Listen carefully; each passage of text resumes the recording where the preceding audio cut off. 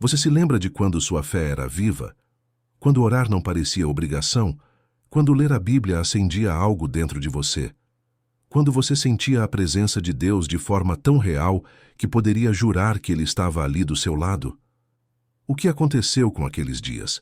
Agora você acorda e a primeira coisa que faz não é buscar a Deus, é pegar o celular.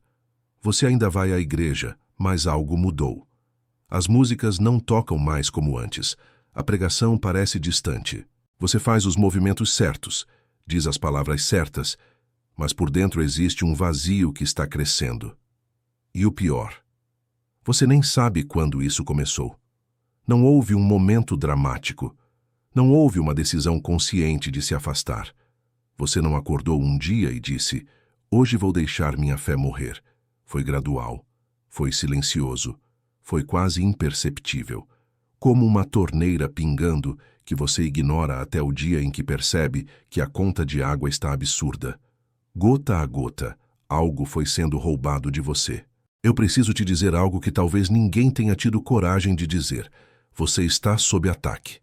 Não um ataque barulhento e óbvio, um ataque invisível, estratégico, paciente, desenhado especificamente para destruir sua fé não de uma vez, mas aos poucos.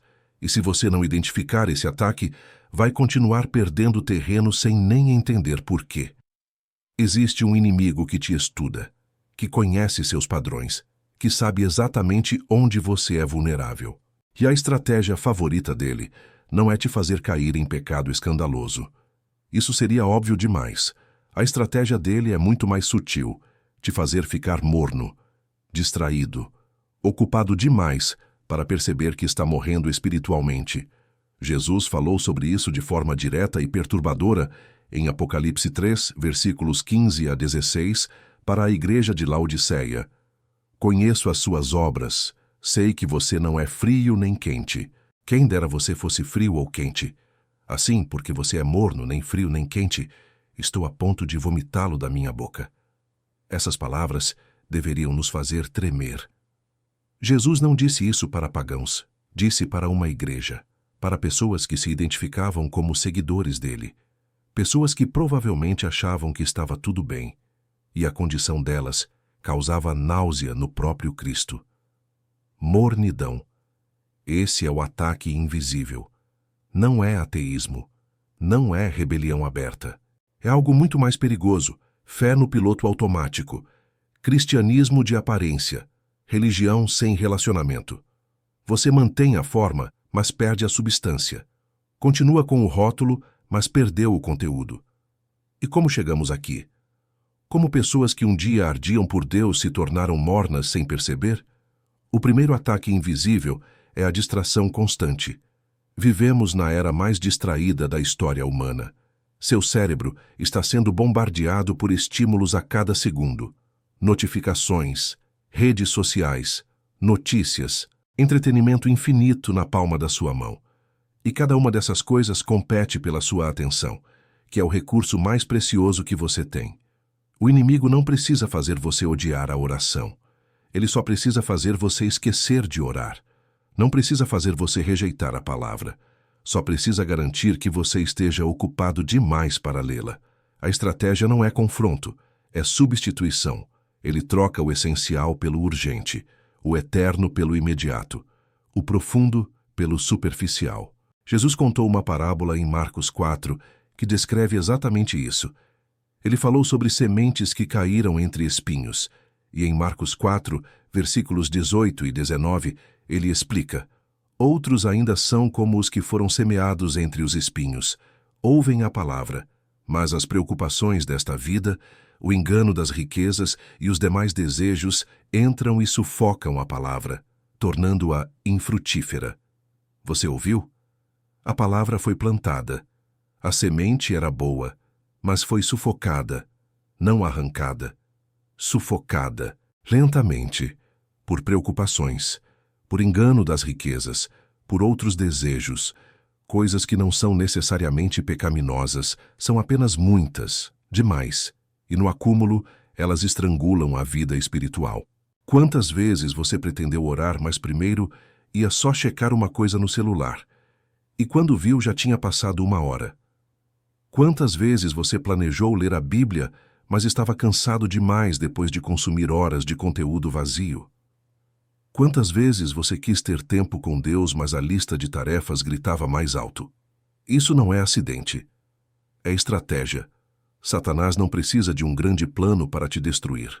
Ele só precisa te manter distraído o suficiente, por tempo suficiente, até que sua fé seja apenas uma memória do que costumava ser. O segundo ataque invisível é o isolamento gradual. Deus nunca projetou você para caminhar sozinho. A fé cristã é comunitária por design.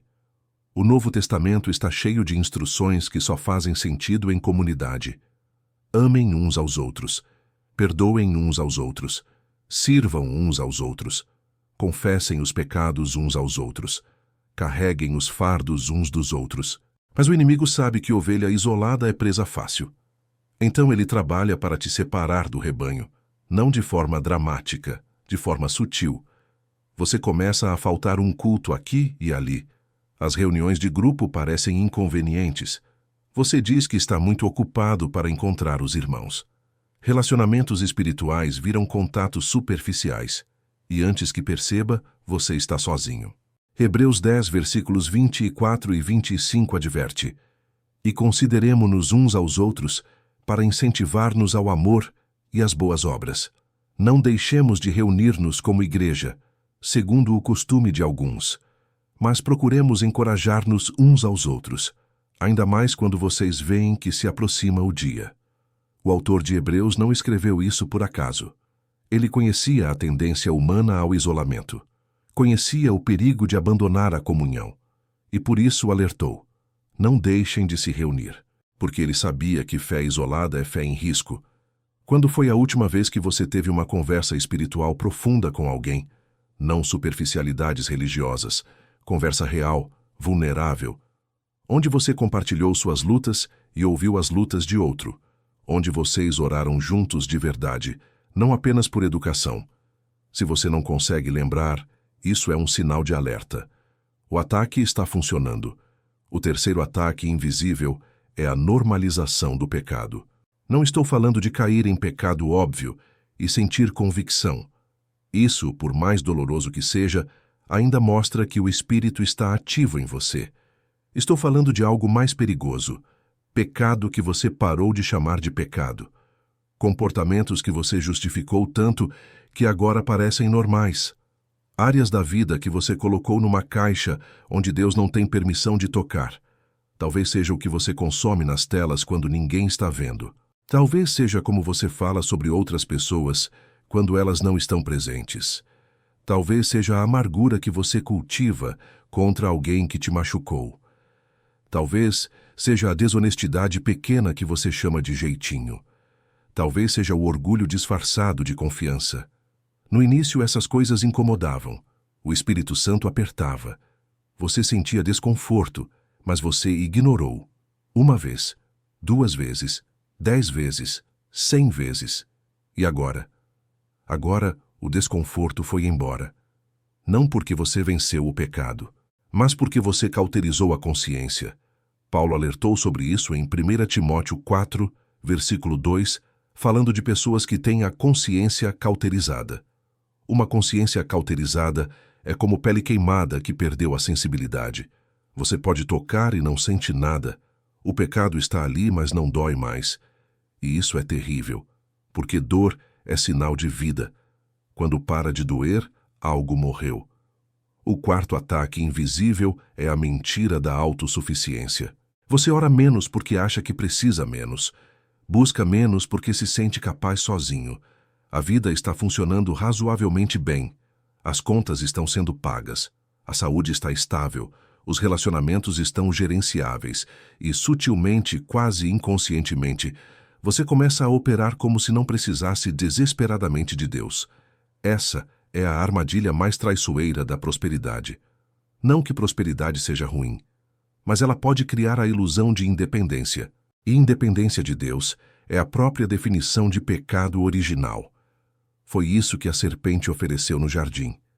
Vocês serão como Deus, autônomos, autossuficientes, sem precisar dele. Jesus alertou em João 15, versículo 5: Eu sou a videira, vocês são os ramos.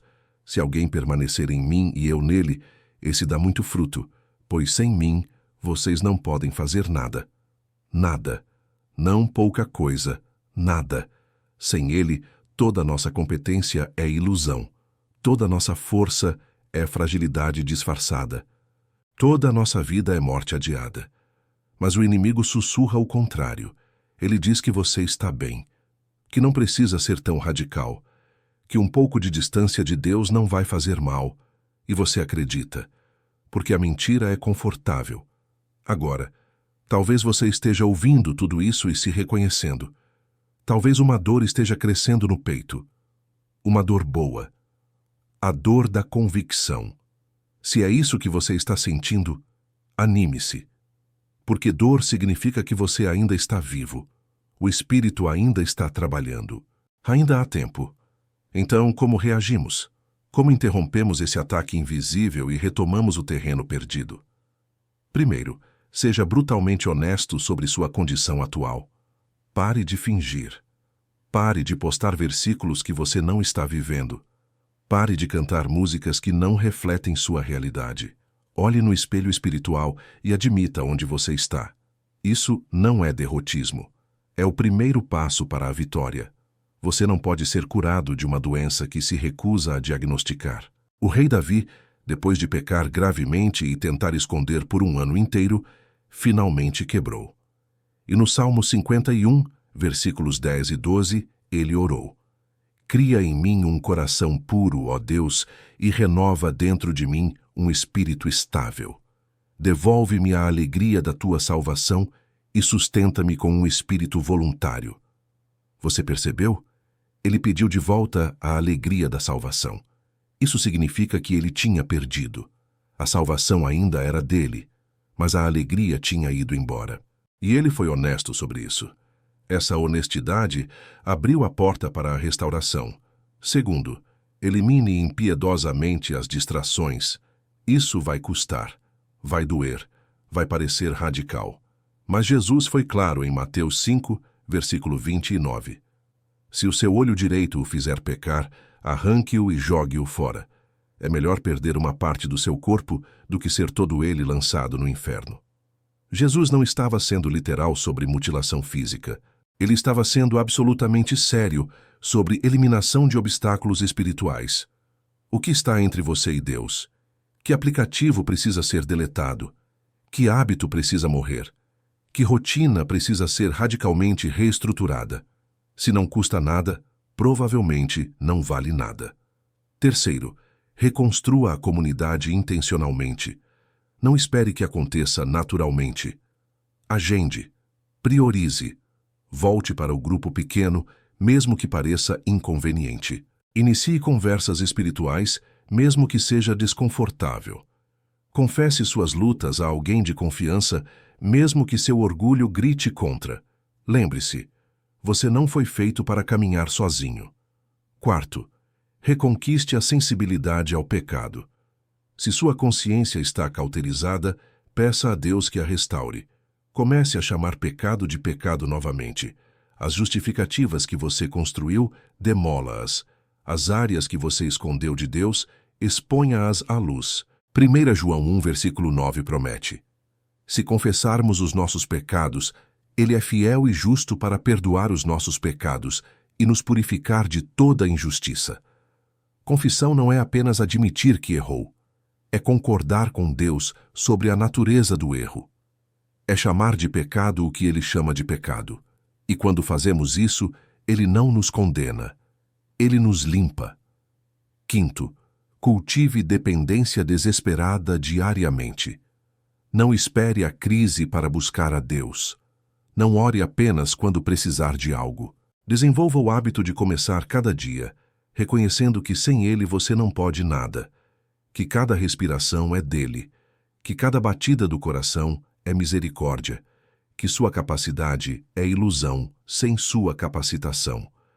Eu sei que parece muito. Eu sei que talvez você esteja olhando para a distância entre onde está e onde deveria estar e sentindo desespero. Mas eu preciso te lembrar de algo fundamental. O mesmo Deus que você tem negligenciado ainda te ama. O mesmo Cristo que você tem ignorado ainda intercede por você. O mesmo Espírito que você tem entristecido ainda habita em você. Apocalipse 3. Logo depois daquela advertência terrível sobre vomitar os mornos, Jesus diz algo lindo no versículo 20. Eis que estou à porta e bato. Se alguém ouvir a minha voz e abrir a porta, entrarei e cearei com ele, e ele comigo. Ele está batendo, agora mesmo, neste momento. Enquanto você ouve isso, ele não desistiu de você, não te descartou, não te substituiu. Ele está na porta do seu coração esfriado, batendo, esperando, querendo entrar e ter comunhão com você novamente. A pergunta não é se ele quer te restaurar. A pergunta é se você vai abrir a porta. Eu quero te convidar a fazer isso agora, não amanhã. Não depois que você melhorar. Agora, do jeito que você está, com toda a sua mornidão, sua distração, seu isolamento, seu pecado normalizado, sua falsa autossuficiência. Venha como está. É assim que sempre foi. Graça não espera você ficar apresentável. Graça te recebe no seu pior e te transforma no seu melhor. Declare comigo: eu reconheço que estive sob ataque. Eu admito que minha fé esfriou. Eu confesso que me distraí, me isolei, normalizei pecado e vivi como se não precisasse de Deus. Mas hoje eu escolho voltar. Hoje eu abro a porta. Hoje eu digo sim ao Espírito que nunca desistiu de mim. Eu não sou definido pela minha mornidão. Eu sou definido pelo amor daquele que ainda está batendo. Vamos orar. Pai, eu venho quebrado diante de Ti. Não tenho desculpas. Não tenho justificativas. Eu deixei minha fé esfriar. Eu permiti que distrações tomassem o lugar que era Teu. Eu me afastei dos irmãos. Eu normalizei coisas que deveriam me incomodar. Eu vivi como se pudesse dar conta sozinho. Perdoa-me, não apenas pelo que fiz, mas pelo que deixei de fazer, pelas orações não feitas, pela palavra não lida, pelo amor não demonstrado. Restaura em mim a alegria da salvação. Acende novamente o fogo que um dia ardeu. Faz de mim alguém que queima por Ti, não morno que te causa náusea. Eu abro a porta do meu coração. Entra, Senhor. Ceia comigo. Fica. Eu preciso de Ti mais do que jamais admiti. Em nome de Jesus, que nunca desistiu de mim. Amém.